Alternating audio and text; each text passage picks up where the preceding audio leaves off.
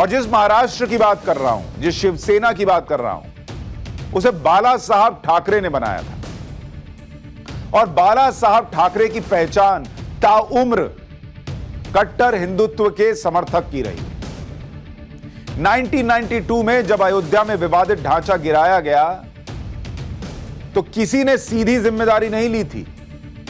सब कह रहे थे कि इससे कोई लेना देना नहीं है।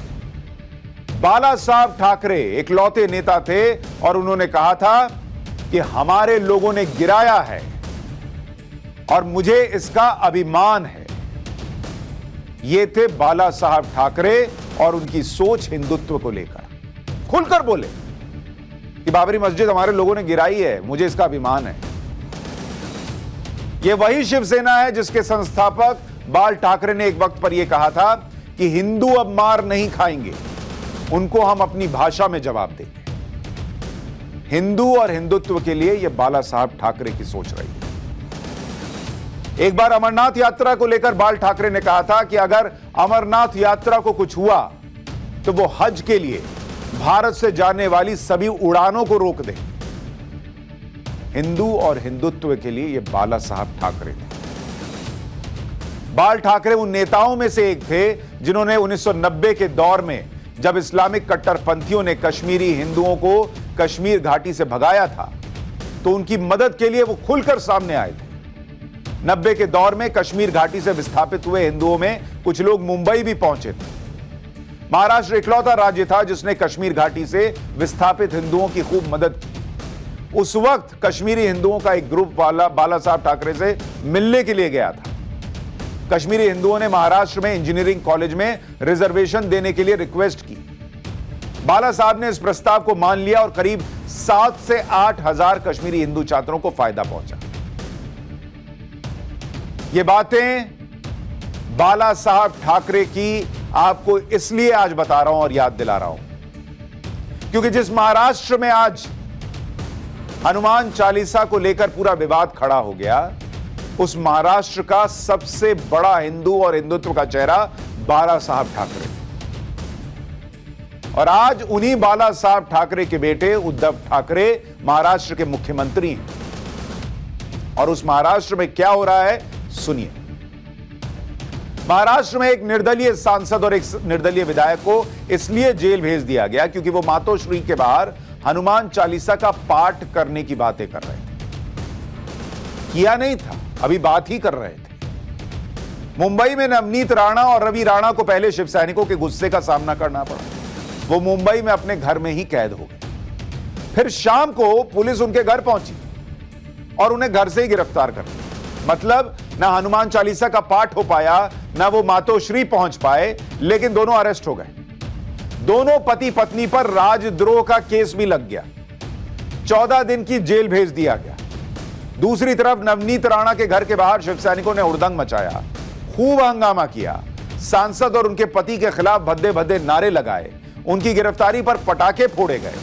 ये सब करने पर, जिन्होंने हंगामा किया, ये सब करने पर सिर्फ 16 शिव सैनिकों को सामान्य धाराओं में गिरफ्तार किया गया और 24 घंटे में उन्हें जमानत भी मिल गई। तो जिसने कहा कि मैं हनुमान चालीसा पढ़ूंगी जाकर मुख्यमंत्री के घर के बाहर, वो हनुमान चालीसा पढ़ी भी नहीं, वहां गई भी नहीं, वो जेल में है और उस पर राजद्रोह का केस है। जिन्होंने अपशब्दों का इस्तेमाल किया, अभद्र भाषा का इस्तेमाल किया, हंगामा किया, वो शिव सैनिक, सिर्फ 16 शिव सैनिक, उन्हें अरेस्ट किया गया और वो जमानत पर बाहर भी आ गए। नवनीत राणा और उनके पति रवि राणा 2 रात से जेल में। इन दोनों पर राज्य में शांति व्यवस्था भंग करने, 2 समुदायों के बीच नफरत फैलाने, सरकारी काम में बाधा डालने और राजद्रोह का केस लगाया गया है। दोनों के खिलाफ आईपीसी की धारा 153A और 124A के तहत केस दर्ज हुआ। मुंबई पुलिस अधिनियम की धारा 135 के तहत भी केस दर्ज हुआ। रविवार को आईपीसी की धारा 353 के तहत केस दर्ज हो गया। इन मामलों में अगर दोषी पाए गए तो 3 साल की जेल होगी। रविवार को नवनीत राणा और रवि राणा को 14 दिन की न्यायिक हिरासत में भेजा गया। दोनों की मेडिकल जांच के बाद दोनों को अलग अलग जेल भेजा गया। नवनीत राणा बायकुला जेल में है, उनके पति रवि राणा तलोजा जेल में है। एफआईआर रद्द करने की दोनों की अर्जी को बॉम्बे हाईकोर्ट ने खारिज कर दिया। शिवसेना ने अपने मुखपत्र सामना में आज संपादकीय में क्या लिखा उसे आपको सुनना चाहिए, क्योंकि धाराएं तो लगा दी गई कि भाई दो समुदायों के बीच मनमुटाव ना हो, इसलिए एक्शन लिया जा रहा है, और वो हो जाता है इसलिए धाराएं लगा दी गई। लेकिन क्या हनुमान चालीसा पढ़ लेने से मुख्यमंत्री के घर के बाहर जाकर, और अभी तो इसकी बात ही कही गई थी, क्या दो समुदायों में मनमुटाव हो जाता? हनुमान चालीसा से मनमुटाव हो जाता? सामना में क्या लिखा गया जरा सुनिए। बीजेपी ने फिलहाल हिंदुत्व के नाम पर जो हंगामा शुरू किया उसका समर्थन नहीं किया जा सकता। हिंदुत्व एक संस्कार और संस्कृति है, हंगामा नहीं। अमरावती के राणा दंपति सांसद हैं और विधायक हैं। वो कब किस पार्टी में होंगे, किसका झंडा कंधे पर उठाएंगे, इसका कोई भरोसा नहीं किया जा सकता। मुंबई में आकर मातोश्री के सामने हनुमान चालीसा पढ़ेंगे, ऐसा इस राणा दंपति का कहना था। असल में हनुमान चालीसा का पाठ राष्ट्रीय स्तर पर करना था, तो लोकसभा अध्यक्ष ओम बिरला, प्रधानमंत्री का निवास, केंद्रीय गृह मंत्री के घर जैसी जगहों पर दंपति को पाठ करना चाहिए था। हनुमान चालीसा पर राज्य में कहीं किसी ने बंदी नहीं लगाई, फिर भी मातोश्री जाकर हनुमान चालीसा का पाठ करने का हट क्यों? इसके पीछे बीजेपी का कुंठित दिमाग है। राणा दंपति को आगे करके मुंबई का माहौल बिगाड़ने की योजना इन्होंने ही बनाई है और उसी के आदेश पर यह सब कुछ किया गया।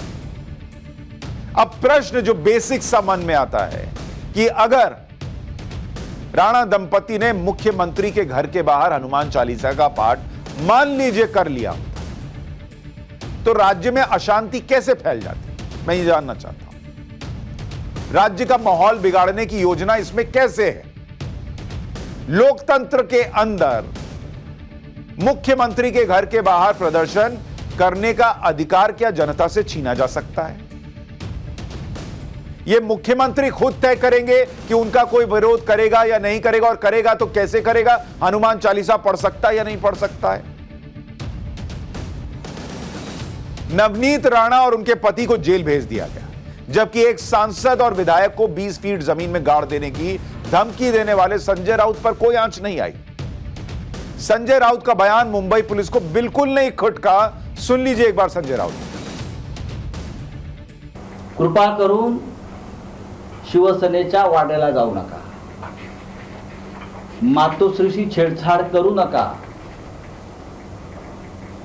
20 फूट खाली गाडले जा, हे मी कॅमेरा समोर सांगतो।